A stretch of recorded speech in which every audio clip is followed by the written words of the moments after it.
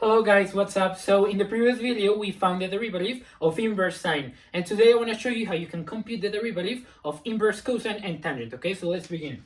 So first we're gonna go with the derivative of inverse cosine. Okay, and now if we want to find this derivative, well, the first thing that we need to do is we need to define a variable for cosine x. Okay, because we're gonna use inverse cosine x. I'm sorry, because we're gonna use implicit differentiation, and we need to have a variable that represents the derivative for cosine, for inverse cosine. Okay, now we also need the inverse of inverse cosine, which is going to be cosine x. Okay, normal cosine x, and I'm going to call that variable, let's call it k. Okay, so k is going to be equal to cosine x, and we know that there is going to be a relationship between y and k. So we know that if we evaluate k at x equals y, I'm sorry, this should have been k parenthesis y. So if you evaluate k at x equals y, then you're gonna get back x, okay? Because this would be the same as evaluating cosine of inverse cosine, okay? And you should know that this relation, or this expression will give you back x, okay? So now you can also write this equation as cosine y is equal to inverse cosine equals x. And now you can differentiate this equation, and then you can find dy over dx by implicit differentiation, and that is going to be the derivative of inverse cosine. Okay, so let's do that. Now we know that the derivative of cosine y is going to be minus sine y times the derivative of y with respect to x. Okay, this is just the chain rule, and the derivative of x is going to be 1. Now we just simply need to solve for dy over dx. I'm going to continue over here. So we know that we get the derivative of inverse cosine with respect to x is going to be equal to minus 1 over sine y, okay? And now there is something that we need to do. This is going to be the implicit solution, because we have a solution in terms of a function or in terms of a variable that we don't really want, because we want dy over dx, and our input has to be x. It cannot be y, okay? So we need to get rid of this sine y somehow. We need to find another value for sine y. And one way in which we can do that is by using this equation over here. So if you translate cosine y equals x into a right triangle, you're going to get the following. Let's just say this is a right triangle, okay? We don't really care about the drawing too much. We only care about, for now, about the angles. So we know that this is going to be y. That's supposed to be y.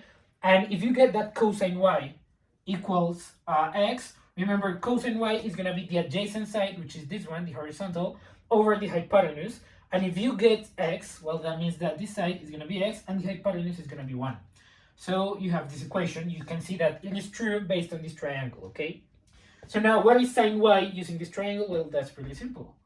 The only thing that we have is that sine y is going to be the opposite, which is the height, over the hypotenuse. The hypotenuse is 1, so we don't really write anything.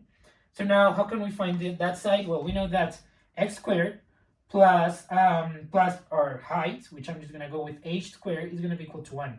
And you know that h is simply going to be the square root of 1 minus x squared, okay? So this is how much you get.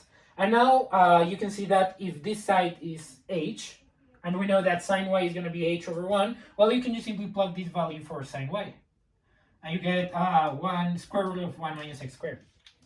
And this is the value for sine y in terms of x, which is what we wanted to achieve. We wanted to get rid of sine y, or, don't have this expression in terms of y.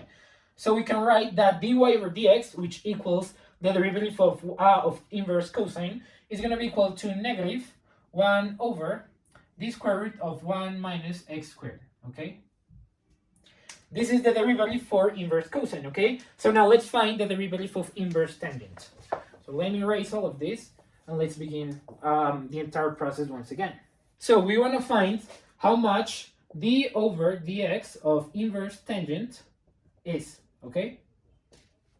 So now how can we find this? Well, once again, we're going to do the same method that we used before, okay? Which is basically implicit differentiation. So we know that y, we're going to define it to be inverse tangent. And we're going to define the inverse of inverse tangent to be, I'm going to use w in this case, and it's going to be tangent of x.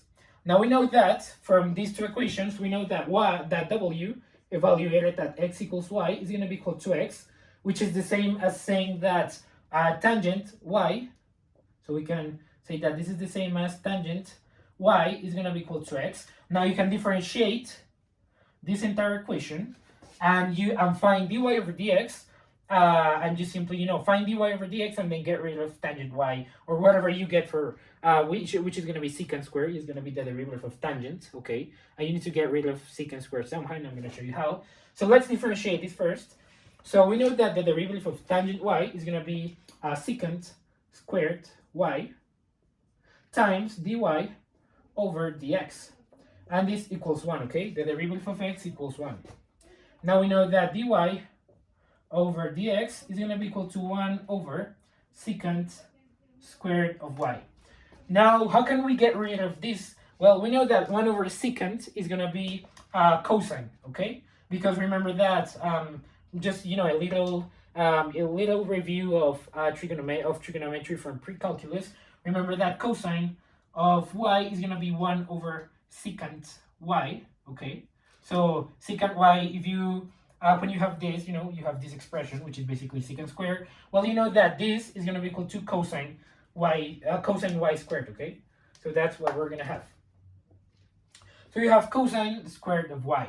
Now, how can we simplify this? Well, once again, we're going to go back to some equation that we have before. And in this case, it's going to be this one, okay? We wrote this before we got to this point. So once again, we're going to use a right triangle. And I'm going to do that over here. So let's say we have this. Let's say this angle equals y. So now we know that the tangent, which is going to be the opposite over the adjacent side, equals x. So now, if we have that tangent y equals x, well, that means that this side, the opposite, must be x, and this side must be 1, okay? So that we can conclude from this triangle that tangent y equals x.